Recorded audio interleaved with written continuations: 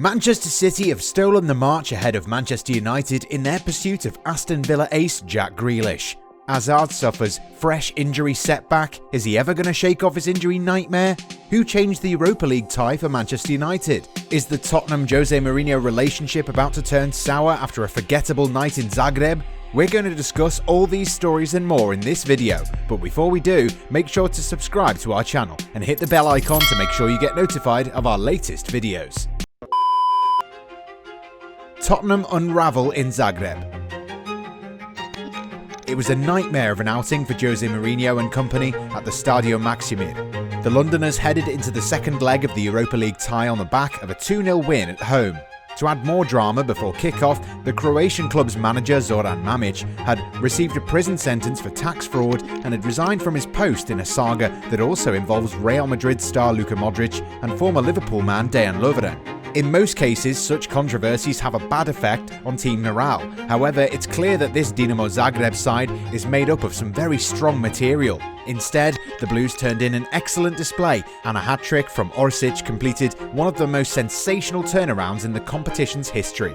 Spurs did come close to getting themselves out of the woods, but Dinamo keeper Dominik Livakovic was on hand to deny Harry Kane twice. Tottenham's defending was poor and their midfield was non-existent. Moussa Sissoko, who usually brings a lot of energy and spark in midfield, was toothless at best and attracted the ire of the club's livid fans on Twitter based on his overall display and complete lack of effort. Following the game, Mourinho apologised to the fans and even went on to say that the team lacks the basics of life. Yep, that's exactly what the special one said. Mourinho is clearly not happy with some of his players and admitted that Zagreb deserved to win since they were the only team that wanted to leave everything on the pitch. He told BT Sport, "In the 90 minutes and in the first half of extra time, there was one team that decided to leave everything on the pitch. They left everything there. They left sweat, energy, blood, and at the end of the game, they even had tears of happiness. Very humble, very committed, and I have to praise them." While it is right to give the Croatians due credit, we must say that there are clear signs of yet another instance of Mourinho becoming an unhappy manager at another club. Usually he averages 3 seasons per club, but by the looks of it, we might not be surprised to see Daniel Levy wield the axe once this season is over. What are your thoughts on Tottenham hiring Mourinho in the first place? Is he really the man who can guide the club to a trophy-laden era? Let us know your thoughts in the comments section. Lineker bewildered at Southgate decision. When your team isn't doing well in the league, chances are that your players aren't going to get a lot of chances to represent their national side. Liverpool are having a really bad season, and their title defence could be considered one of the worst in recent memory. Injuries are part and parcel of the game, and Jurgen Klopp's luck hasn't worked out in this regard. However, those who have stayed fit haven't done too well either. Take Trent Alexander-Arnold for example. The young fullback was the envy of Europe last season, putting in solid attacking displays and racking up assists on a regular basis. However, since Virgil van Dijk got injured against Everton last year, the 22-year-old's defensive shortcomings have been exposed. Alexander-Arnold has been quite inconsistent in recent months, and he's been at fault for quite a few goals. His form finally caught up to him, and Gareth Southgate made a bold decision in leaving him out of the England squad for the upcoming World Cup qualification games. However, there are some who feel that the England manager has made a very harsh decision because Trent has always been a great asset to the national side. Such sentiments are also echoed by former player Gary Lineker, who really wanted to see the right-back play for the national team. We sort of agree with Lineker here. Perhaps some time away from his club in a different setting might help the 22-year-old get a fresh perspective, recharge, and maybe come back stronger. At the same time, however, it might send out the wrong signal to the rest of the English right-backs who might get demotivated. For instance, Reece James has done really well for Chelsea this season, and it would have been unfair to have him not get a call-up. Similarly, Aaron Wan-Bissaka has great potential even though he's not the best going forward. Such decisions are never easy to make, but then again, as a player, it might serve as a nice little wake-up call for Trent, who really needs to find his best form as soon as possible. Hazard's injury nightmare continues. It is definitely sad to see a talented player struggle with injuries. Missing out games and never being able to find the right rhythm can ruin a player's career, and we fear that that's exactly what's happening with Eden Hazard. During his final season at Chelsea, he scored 21 goals in all competitions. He then made a dream move to Real Madrid, where he was expected to shine even brighter than he did at Stamford Bridge. Earlier this week, the Belgian international picked up the 11th injury of his Madrid career, and this has left many people wondering whether the player will ever get back to his best. If you look at the stats website Transfermarkt, the former Lille man has missed roughly 352 days and 54 games since leaving England. According to Marca, Hazard is now seriously contemplating getting a third surgery on his ankle. If he goes down that road, the forward will miss out representing Belgium at the European Championships this summer. While going under the knife does seem like a rational decision, there's also a risk involved in that. According to Dr. Jose Gonzalez, who works for Real Madrid's bitter rivals Atletico Madrid, a third ankle operation might force Hazard to retire from the game. One of the biggest issues with Hazard's multiple injuries at Real Madrid is that he never got enough rhythm once he got fit. Usually, a player is recommended to go through around 10 training sessions before finding their rhythm and regaining muscle strength. He hasn't had that luxury at Madrid.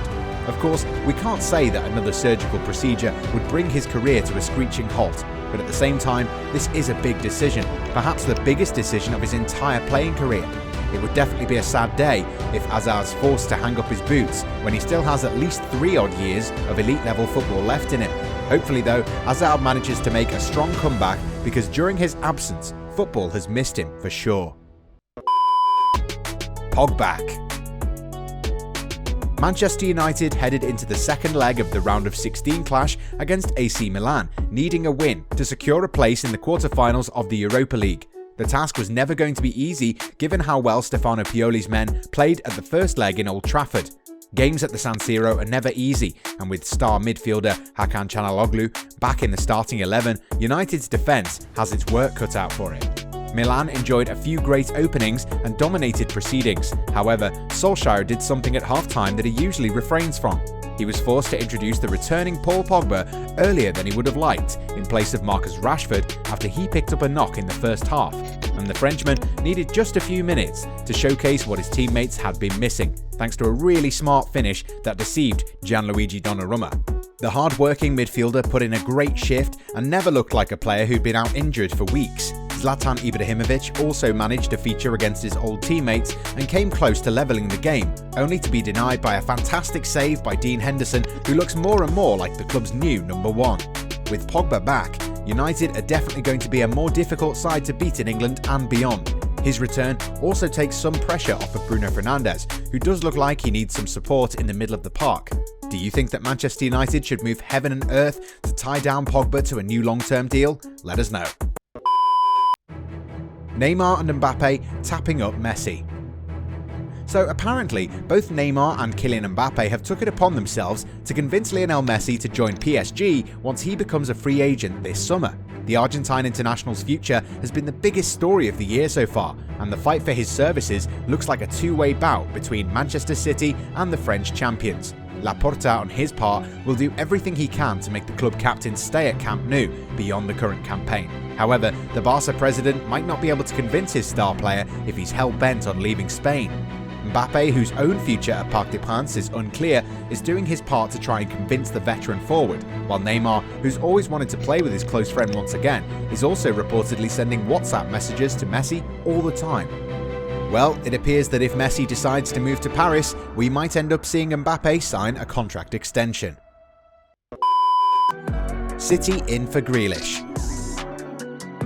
Not that they have a lack of talent in the squad, but it's clear that Manchester City don't want to settle down with the current crop of players that Pep Guardiola has at his disposal. According to latest reports, the English Premier League leaders are keen on signing Aston Villa star Jack Grealish. The England international has taken his game to a whole new level this season. The Mercurial forward signed a contract extension at Villa Park only last summer, but the club is unlikely to stand in his way if he wants to leave. A fee in the region of £100 million is being touted, and City are eager to get things sorted this summer. Moreover, the player himself is also eager to play under Pep Guardiola. Quite incredibly, Manchester United passed up on the opportunity to sign the 25-year-old last summer, even though his potential was there for everyone to see. And although the Red Devils are still monitoring the player's performance, it appears that the citizens have the edge, since they would be willing to pay big money for him. United, on the other hand, already need to sign a new centre-back, a full-back and a striker this summer, so bringing in Grealish might not be a priority at present.